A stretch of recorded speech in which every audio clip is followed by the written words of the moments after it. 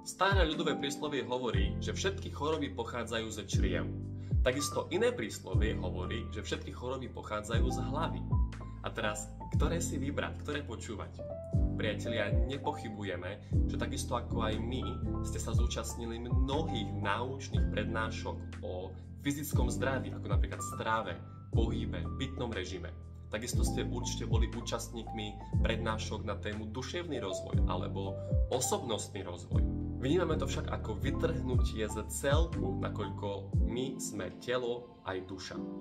Tak prečo riešiť telo bez duše a dušu bez tela, nakoľko naše zdravotné ťažkosti majú príčinu aj v rámci fyzického tela, aj duševného tela.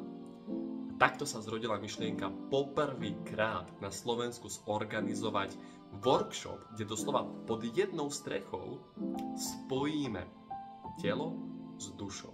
Tak, ako je to pre nás prirodzené.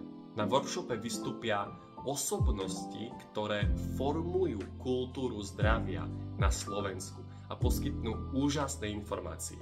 Účasť by ste mohli zvážiť nielen v prípade, ak si želáte zlepšiť svoj zdravotný stav, ale aj v prípade, ak túžite po zlepšení celkovo vašej kvality života. Či už v rámci vzťahov, alebo v rámci sebarealizácie.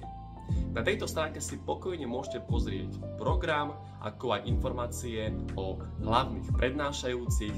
Ak by ste mali akékoľvek otázky, neváhajte nás kontaktovať.